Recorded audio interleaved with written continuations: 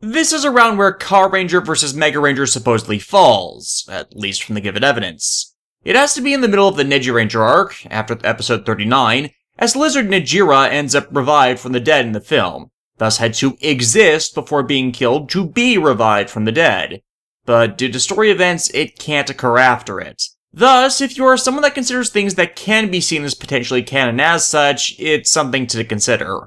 There are those that don't agree, that the Versus movies aren't related at all to the series they have characters from. But then they say the Versus movies are canon to only Gokaiger, and the other Versus movies since Gokaiger has Versus movies events that are canon to it. Except with the qualifier that the same things that happen in the series happen in the timeline that hosts the Versus movies in Gokaiger, thus making there absolutely no difference in the timelines. To not even factor into things the shows that preceded Gokaiger that counted their Versus events as canon, or the ones after it which had a team-up occur as part of a major story arc episode, which more shows Toei hasn't actively excluded them from continuity, like, say, the film events for Dragon Ball, Sailor Moon, or One Piece, where, by their very definition as adaptations of a pre-scripted manga, they're not part of that series' originally intended canon.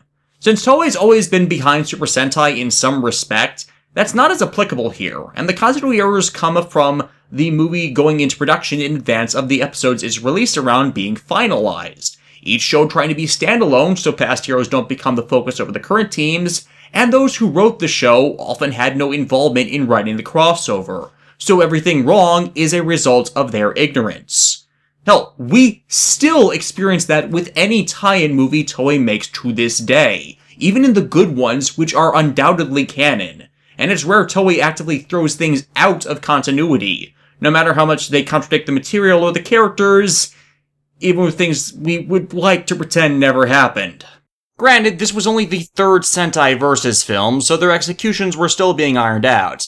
I just think it's dumb to exclude them on the basis of it being a team-up movie, as you don't get better team-up movies by writing off every single one that's awful as not having happened, but by holding it accountable for its fuck-ups. And yes, despite this being the remaster of these reviews, I'm still not reviewing Car Ranger vs. Megaranger right now. It's a pretty stupid movie. Like most things I find Car Ranger involved in. But I say that it falls around here, as the remaining Nejiranger seem to have been off-plotting, so their absence from that film could be considered explicable, and a period of time where that movie could have taken place could be excused. But with how obsessive the Nejiranger are, it's odd they didn't try and assault the Megaranger when they are out in the open during that film's events.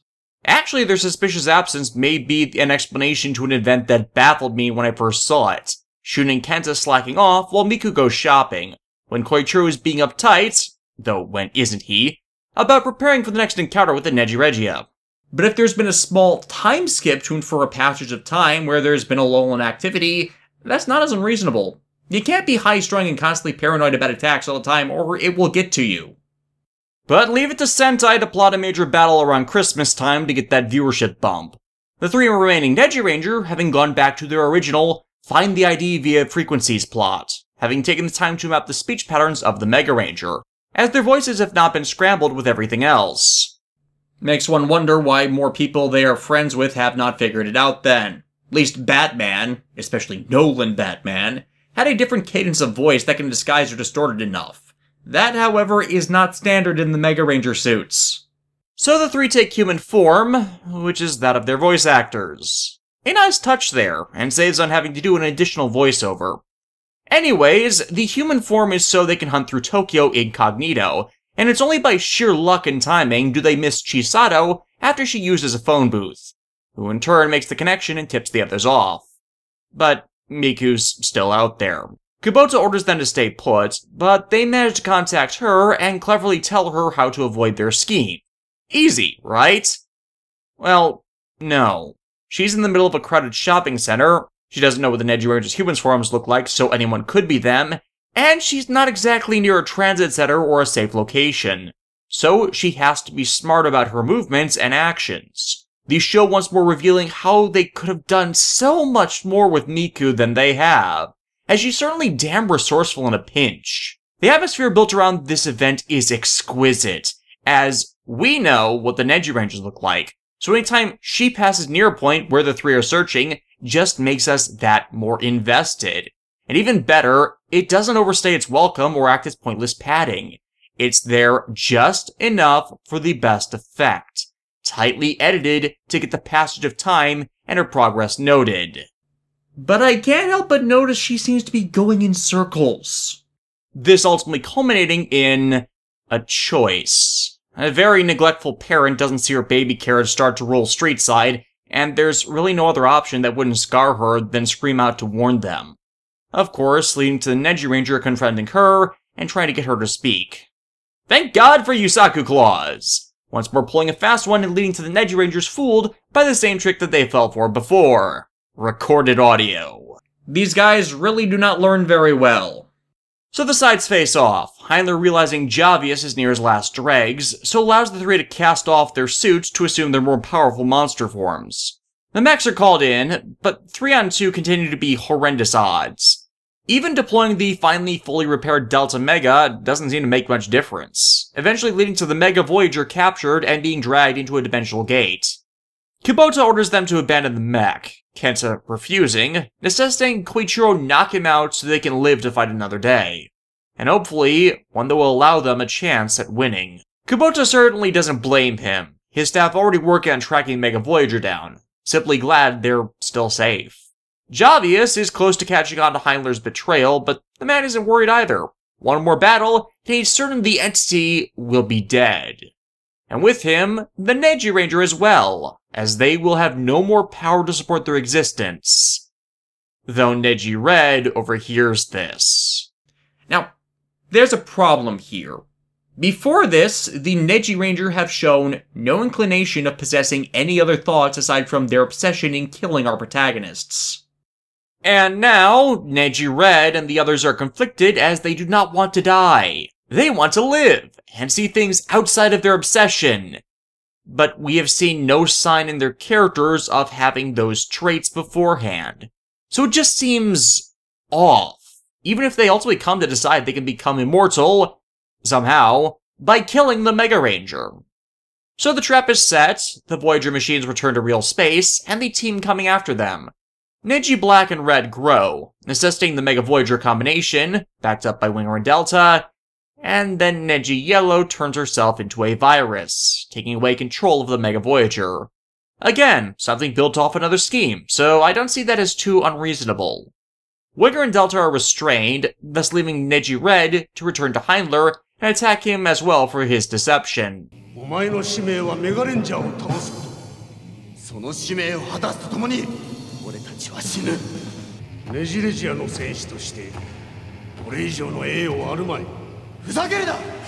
Yes, Heiner refuses them outright. You know, dude, could have, I don't know, lied? You've lied to them before. One more wouldn't have been that out of place, and would have bought the time for the rest of your scheme. Especially as it wouldn't require brainwashing Neji Red, which leads to the plan being screwed up.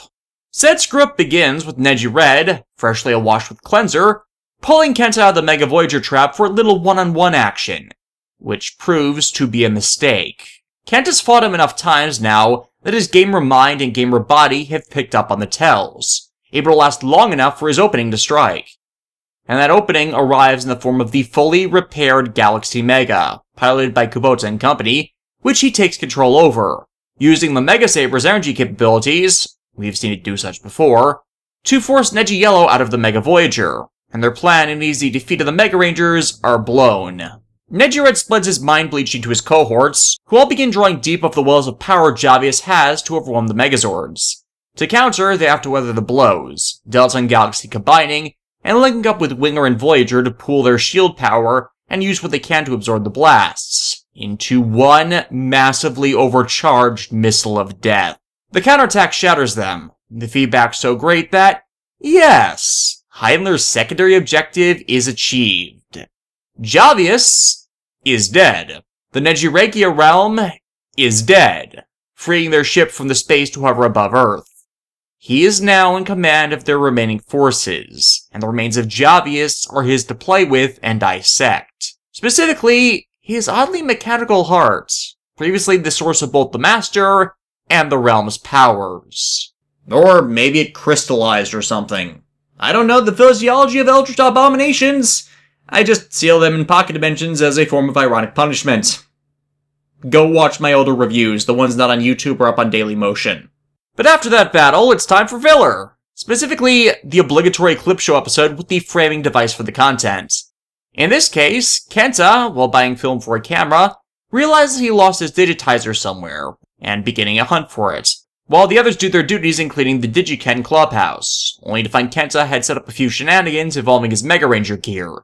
He was trying to make Christmas cards, ones that go to INET staff if they knew his identity. Of course, when he does return, he tries to hide the fact that he lost his gear, but when they give him the evil eye, you know the jig is up. And after he spent hours hunting for it too, as he didn't want to see their disappointing stares. To be honest, had he straight up admitted it instead of trying to pull the fast one, they probably would have chided him but been touched he trusted them, and had already more or less learned his lesson. But because we spend most of the episode in his point of view and not wanting to let them down, they kind of get framed as jerks. Not without reason, certainly, but with far shakier ground than one would expect. After that, the team goes to ring in the new year at a shrine, only to be met by Shintaro and Jiro. The bear is still creepy around Miku, but actually there to get help with Shun in trying to pass a makeup exam. Their relevance will come in later, as Javius begins the next stage of his master stratagem, planting a base on Earth, and beginning several operations to abduct people for use as test subjects and slave labor. Nejiranger forces doing their best to utilize hit-and-run tactics to still get victims, but avoid confrontation where possible with the Megaranger. One of the better plans in theory involves suckering people into a self-help seminar, which Shintaro gets duped into, vanishing, only to return with... It's a sign of the apocalypse! Everybody, to the bunker! Of course! That's their plan, after all. Turn 2, the rest is food! And you can see the dominoes fall from there, as with a showcasing of success, one person can sucker a hell of a lot more victims, especially if they are not known for their intelligence. So the school could quickly become the Children of the Corn. We get a few moments, however, that kind of make me wish Shintaro and Jiro were recurring characters, as, from their few appearances, they're kind of comparable to Bulk and Skull from Power Rangers. Not so much the slapstick, but two social outcasts palling around with each other despite their antisocial or out-of-the-norm tendencies. It's from having this explained to him that Kenta decides to help him out, but it leads to his mind cleansing as well, as Thor Nejira tags Kenta. Jiro gets the others' assistance, entering the bus, and an entire city. Ha! Suck it, Doctor Who! We get natural sunlight in here! We don't just use it as a reactor core! No, the bus actually has a dimensional gate in it. This is Heiner City, a planned community! The group overhears Shiba Ren's exposition dump to their converted servants, seeing Kenta and Shintaro among them. Fortunately, the permanent brain bleach is a bit too lengthy a process. They've just been hacked using a chip for the moment. As learned when Jiro tries to get Shintaro to snap out of his state, being knocked out and allowing the rest to remove the chip from Kenta to launch a proper offensive. They defeat Thor Nejira, but Heiner continues to utilize hit-and-run tactics by running and taking the city with him. It's an even more Pyrrhic victory than normal, however, as they only managed to save Shintaro and Jiro came in with them. However, remember this moment, where they put themselves on the line for them, for later consideration. The next two episodes are more of the same, sadly, with the team trying to stop more abductions and failing as the plans are intended to work faster than they can respond. It's almost as if people should be talking about how bad these guys are at doing their job of protecting people. The first, of course, is a bit more distractionary, with Illusion Nejire bouncing, well, illusions of himself, all over Japan, so the Megaranger don't even know where to go to respond to an attack, threatening people with destruction on a massive scale were they to respond. And the people of Japan do what they did in Kamen Rider Black. Massive, widespread evacuation. Naturally, ferrying cruise vessels are taking people for everything they have to get them out of the danger zones.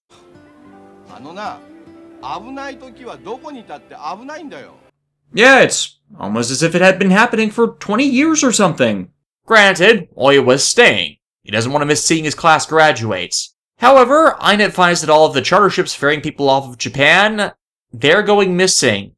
The vessel's empty in their entirety. My god! They're in a Left Behind movie! Someone save them from Nicolas Cage and Christian propaganda! The scenes on the ship were kind of hard to watch, mainly due to the shaky cam used to try and infer the ship was moving. That just looks plain unprofessional. But, since Nejiranger is abducting people, the plot is obvious. Scare and threaten, then let them come to you. They succeed in getting the next boat just as it's about to be taken through a rift, Chisato using her search ability when they're unable to turn it to find the source sustaining the portal, and illusion Nejira as well. And with the mech's help, they manage to save the ship and its passengers. For now. The second one is a bit more character-focused, as with the situation as it is, some things can easily be forgotten in the scramble. Specifically, Kenta reminding Chisato and Koichiro that they have entrance exams. I like it that it's Kenta that brings this up, as while he's never really changed much over the year, he's always been shown to have a kind heart. So thinking of his friends, and wanting for them to reach for their dreams and goals in this instance, makes sense, and is reflective of the growth he's had. So the three are put on standby while they're busy, because INET has no leads regardless. However, 5 spirits re-emerge, revealing they are not done. Yes, the Nejirangers have somehow managed to linger on as spirits despite both being dead, and the source of their power being dead. So does this mean Javius lingers as well? No, it doesn't. Also, there really needs to be a ghost-themed Sentai team, and not ones that just happen to fight ghosts and demons, which they usually have their idiot ninjas doing. I mean, I know Kamen Rider Ghost turned to suck, but it'd be a bit more original than repeating the same damn themes over and over again. Hell, you could recycle old monster suits outside of their bullshit revivals and team-up movies and no-budget episodes. Shun, Kenta, and Miku investigate the disturbance, the Nejirangers unable to do anything but haunt them. The next day, Transfer Nejira begins its operation to directly teleport victims to Heiner City, managing to catch the 3 non-busy Rangers in its beam, and are thus unable to transform due to the shield Heiner's erected around his city. Koichiro and Chisato are called, forcing them to miss the second half of their exams. Well, crap. This scene is staged excellently, showing the tension and inner turmoil the two have in making this decision. They're friends, or the test that may decide the rest of their lives. Admit it, you would hesitate too. But ultimately, they go to help their friends. At least they would if the Nejira was not capable of screening out the Megaranger when they're transformed, meaning they have no means for entry, and their big sacrifice was entirely pointless. The others do their best to evade capture while the two report in, begging to be allowed to follow, and making a rather over-the-top speech about loyalty that wasn't really needed. Kubota's with them. They just needed supplies to pull this off and not get killed from impulsive decisions, as they ran off before he could give them to the pair. Who are you two, Kenta? Oh, and they are given battle risers as well, since they won't be affected by the inability to install, bringing the count up to 4, as Yusaka was shown with one earlier. So the siege begins, the supplies allowing them to find and fight their way to the shielding device, planting C4? Damn, Kubota's not messing around. But they're cornered, necessitating another hard choice. The two jump, blowing the tower, and are rescued by their friends, who saw the commotion and transformed as soon as the tower blew. They take down Transfer, but once more the city warps away. However, Chisato and Koichiro's sacrifice was not in vain.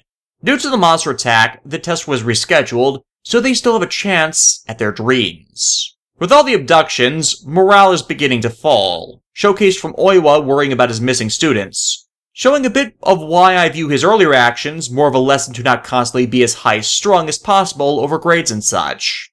Heiner City has moved under the sea, darling, it's better down where it's wetter, take it from me. And has thus taken a long time to track down because, well, the ocean covers 3/4 of the planet. But once pinned, they can begin their assault. Heiner, in the meantime, has finished the fruits of his research, a data converter powered by Javis's heart, testing it on a child. Oh, come on, that is not how you send someone to the digital world. The converter twists their existence into another form, a data card. The Megas use the Digitank to plow straight into the city, followed by the Nejiranger Phantoms. Heiner intentionally luring the team to the data converter, first capturing Miku, then adjusting the beam radius to capture all of the others in one go, all the while gloating this will be his ultimate triumph. Why do I get the feeling Heiner City was originally called Domino? Quick! Grab Seto Kaiba's holographic technology and summon the Megaranger in attack mode! Yes, I built this to double as a dual disc. I am that kind of a nerd. To back up the snark a bit, Heiner's big plan is to use this conversion tech to allow him to reprogram each human's data, making them all to his standard of perfection. And we just hit the Godwin's Law Nazi allegory you'd expect of Kamen Rider's villains, and Kamen Rider would use this exact scenario later in Drive and X8.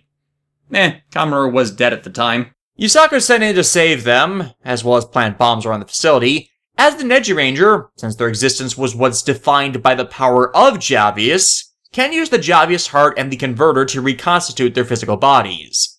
Admittedly, without that entity's power to back them up, they're without the massive store of power to support their supreme abilities, but even weaker, they're still not pushovers. And without the loyalty they once had, Heiner's just in their way of settling the score with the Megarangers, attacking his side to sate their obsession, bio-emerging the team for one final battle. The team has to transform again as their powers were drained while stored in the cards, with this allowing Heiner to learn their identity. And this is no way going to lead to bad things and no way foreshadowed at all in the story. But while everyone else is busy, Yusaku has the duties of using the Nejiranger's tampering to return everyone to their human forms. Afterwards, the main five luring the Nejis back into the chamber, where there's a rather suspenseful sequence of them fighting the Kaijin forms into formation, followed by them trying to take the Rangers with them. Cut the tentacle? You have bladed weapons! Oh well, the Nejis are turned into cards and are summarily destroyed when the city goes up. Everybody rescued! But Heiner is pissed. Everything he's worked towards has been building to this, and they wrecked it. They destroyed his life's work and ambition, and they're going to pay. How? Well, he knows their identities now, so all it takes is a little revenge. As such, say hello to Hell Nejira, who attacks Moroboshi as their class begins planning their graduation ceremony, coming straight for them. The five are forced to transform in plain view of their classmates to save everyone, but in the crossfire, several of them, including Jiro, are injured. Hell Nejira leaving with the declaration, this has become a total war. Shown first by Kenta's home being demolished. His mother saved through the intervention of INET, getting her and the rest of the team's families out of harm's way. And this is why superheroes keep their identities secret. This, sadly, begins a domino effect, as with their identities out, the people have someone to blame this occurrence, and all of the other failings of the team throughout the year on. Beginning with their principal, encouraged by Vice Principal Kunihiko, aka the asshole, coming to them, and throwing the lot of them out. Had to fumble the ball when you were almost in the end zone, didn't you? This is a moment of out-of-place assholelessness that cannot be denied, and soured me to some of the things in the preceding parts of the show. Hell, a different tone of voice could have softened things, as the principal is only doing this for the best interests of the students whose safety he is in charge of. He didn't need to fucking expel them, just ask them to stay out of class for safety reasons. And yes, they have been expelled because they spend their spare time saving the freaking world. And a fair chunk of their peers are with them on that, to say nothing of Kunihiko, who has only been shown as a terrible human being this entire series. Shintaro actually has a mediating reason for siding with the douchebags on this. His best friend was critically injured, and he sees them at fault, which it technically is, but his slander sways cast opinion to being openly hostile, as if they were responsible directly for everything. Look, I know this is somewhat realistic, and normally I'd be one to really buy into that. The slightest bump or sign of imperfection, and the public's opinion is going to sway wildly depending on how it's presented. Hell, half of Western comic books play on that. But the problem I find from this is twofold. One, as I've repeatedly implied, there has been absolutely zero foreshadowing or build-up to this in any form beforehand, even though there were multiple opportunities to exploit such. No signs at all there was any negative opinions of the Megaranger and their actions before this, festering in the populace that now openly considers them outcasts and at fault for all the Nejiranger schemes since they first attacked, simply because they are not adults, but high schoolers. No, seriously, I'm not fucking kidding with that. Which leads to 2. They're blaming the heroes for not stopping something, and not the villains who actually perpetrated the act. Look, the reason the villains are doing this is because the heroes stopped their schemes, which would have hurt a lot of people. You know this. You have been saved repeatedly by their actions. You would be dead or a slave if not for them. Thus, this heel-face turn for the civilians and general populace showcased in this final arc is so completely out of place with the rest of the series. I think back to 2 incidents which mesh horribly with this, when they should have fit into it had things played out differently. The first is the showering of support from episode 37, in that everyone took the time to stay and support Chisato to hear her sing. The people that are now ostracizing her. And 2, the kid who didn't blame Kenta for his screw-up when Garail debuted and how divergent it is, when that is something which could have legitimized this. For they are blaming them, not because they did something bad, morally reprehensible, or criminally suspect or negligent, what we would actually call out people over which make us bear a negative opinion of them, but for doing the things that are good and have been praised for and helped all of these same people. I can get holding them responsible. I've thrown accusations of callous conduct at a lot of heroes myself, and not wanting to recklessly endanger other people when their enemy has shifted to personal attacks. But the way it is presented is as a huge fucking overreaction, and in many ways, showcased to be widely hypocritical, not just to their past actions, but how they still act in these episodes, and one that is never properly corrected due to the lack of time. I can only imagine the PR that would result from these acts after everything is said and done. Superhero high schoolers expelled for being superheroes and saving people. Principal barrage with letters from their supporters and parents of students demanding he step down or be fired. Because they're already a target. The entire planet has been a target for a year when you take solely this enemy into account and not the greater Toei continuity. And you just made their job that much harder by them losing the morale that encouraged them to fight against the greatest of odds. Yusaka tries to snap the 5 out of it, and as they come under attack, he's partially successful, though it takes time for them to break from their depression to realize they're about to die. Coming to a realization about all of this. 私たちの学校生活も仲間も戻れるよ。だって大切なものはなくならないもん。俺たちが捨てない限りな。そのためにも倒さなきゃならねえのは。While they realize this, Kubota tries to call Heiner out and take the heat off of the kids, but ends up saved by them, ready to see this through to the end. And of course, that end is coming. 2 days left to graduation. The other students start to realize they've overreacted, motivated to change their attitude by Chisato's friend Irina, most of them coming around, though not Shintaro, and certainly not Kunihiko, who's confiscating everything from the Digiken, only to find Shibarena stealing the data from the machine. Gee, it's almost as if it was a bad idea to remove the superheroes who would have been around to guard your facility after your location has already been considered and declared to be a legitimate military target. The data she stole allows her to locate Einet's moon base, and Yugan demands to be sent in to take it out. Heiner's busy with his final project, so he gets Shibarena to agree to install a component which will magnify his powers several times over, but will overclock him so horribly he'll burn out. Heiner also showing he's not exactly in good health at the moment. So Yugan manifests himself from a transmission into the base, and begins wreaking havoc. Guess too much red energy is dangerous as well. Do we call this mode Yugan Dead Heat by any chance? Yusaka holds him off as the facility is evacuated, but the Rangers are stuck on Earth, as Shibarena leads a diversionary attack.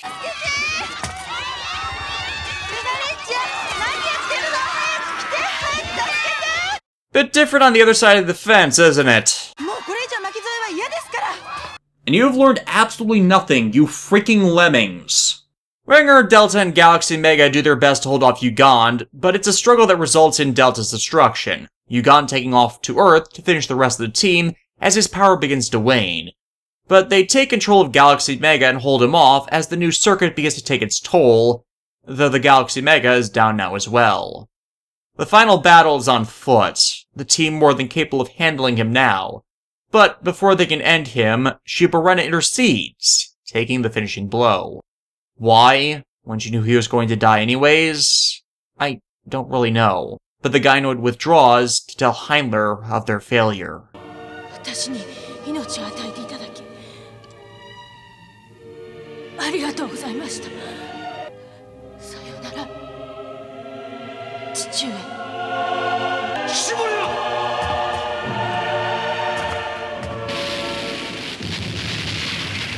And all Heiner has left is rage. But just one kaiju, and the Megaranger are dead. Mega Winger's repaired enough to work on unburying the Voyager machines, as Galaxy Mega tries to be repaired enough to even move. Crowds of the worst people on the planet undeserving of saving descending on Galaxy Mega. Everyone's an asshole! Everyone's a dick when they really should not be. Everyone's an asshole! God damn it, Toei! Heiner appears, revealing his kaijin form.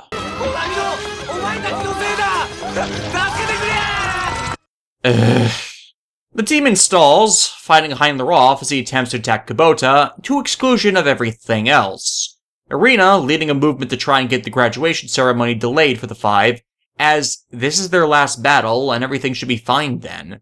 But her pleas fall on deaf ears. After his monster form is beaten, Heiner retreats to the death of Nejiros, the Voyager machines managing to deploy, but the Mega Winger is down, with the remainder only being at 70%. Heiner converts his ship into a robot, the Grand Nejiros, which proves itself damn resistant to damage, capable of regenerating what it does take, and going on about his backstory. Which really needed to be delivered far, far before this. See, Heiner, back when he was Samejima, was a man ostracized much like the Megaranger are now, by people who just didn't understand what he was doing, what his goals, dreams, and research was to obtain, and he turned on them when they began to commit such. And the entire reason with respect to the show why this plotline was scripted how it was. When you could have delivered this as part of exposition on the guy far earlier than this instead of fucking over the supporting characters and populace for stupid unjustified reasons. Thing is that condemnations directed at him were justified. He callously killed his own daughter in his experiments. Not to prove his means were safe or viable, but just to prove he was right. Because him being right, that much more superior to everyone, was worth more than her life.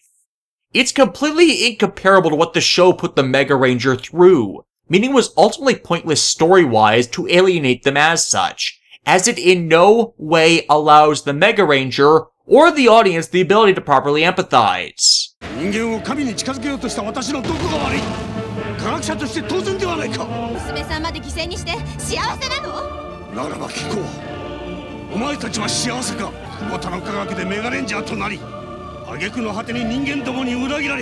But how does that give you the right to do what you have done?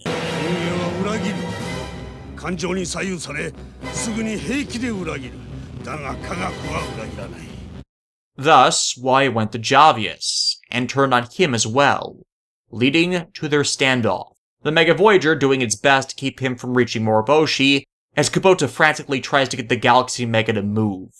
All the while Heiner's body twists more and more, nearing his own death. But this has made the school have a change of hearts. The students, led by Arena, cheering them on, restoring the Megaranger's faith, and culminating in the invincible will to protect the dreams of everyone they can, what is ultimately considered their greatest power. Unable to beat the renewed will, Heiner activates the Grand Nejiros' self-destruct, the Megaranger countering by launching the two mechs into the sky, the force of acceleration leaving them trapped.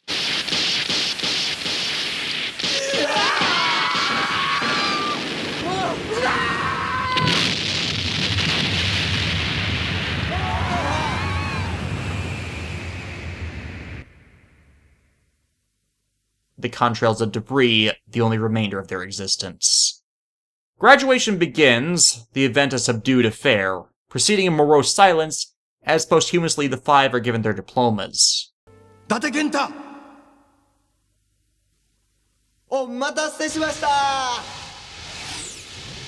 Like a Sentai would end like that. Again. Not this time at any rate. The five ride in on their cyber sliders, having managed to find the strength to transform and escape at the last possible moment, their peers gathering around them, Shintaro among them and apologizing for his role in ostracizing them. And so the five graduate as the credits of the final episode begin to roll, a lot having the rest of their lives ahead of them. Could have used a bit of an epilogue, but hey, sometimes you take what you can get. Denji Sentai Megaranger is a great series with a lot of potential, most of which was put to great use bar the occasional fridge logic thing. But I feel they really botched the ending. Such could have been remedied with more foreshadowing in earlier events as I addressed to more soften the impact and lead to a natural buildup of such dickbaggery, instead of it being ignored. On a character side, while there are a lot of very character-focused episodes, the cast don't seem to change much. Most of them didn't need to as we more explored them, just needing some element of them toned down or softened, which did seem to happen.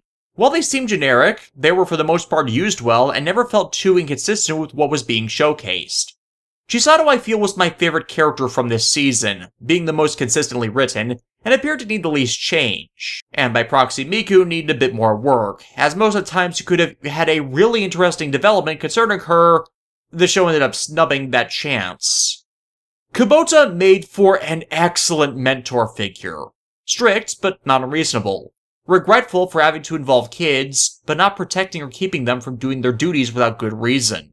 The fact they were so young and putting their lives on the line probably made him be harder and more critical towards the development teams and their technological innovations for their gear, explaining why many of them would intrude on the team's lives directly outside of INET facilities, so they could get them their equipment and upgrades faster.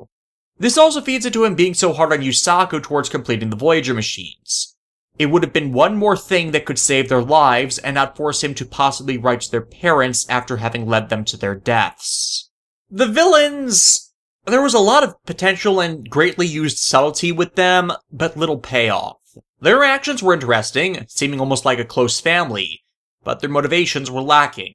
Only Heinler's were dumped at us at the very end, as he was the chief villain, but nothing for the rest of Nejiranger more than to invade.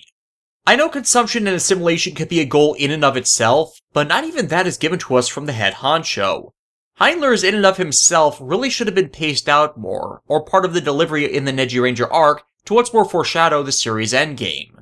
But in hindsight, you do end up seeing a bit more of his actions of why he treated Shiborena and Ugand as well as he did. Despite suppressing his regret towards killing his daughter, you can see some lingering emotion transposed onto his two main creations, making Shiborena in the image of his daughter a sure sign of that.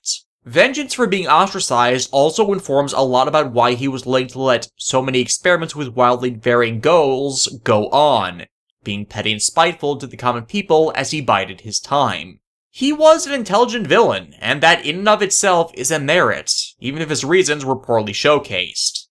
The Nejiranger were of course badass, and something the franchise has not properly done in the same thing before and since. But Javius is undeniably the weak link in all of this, just poorly executed in all respects.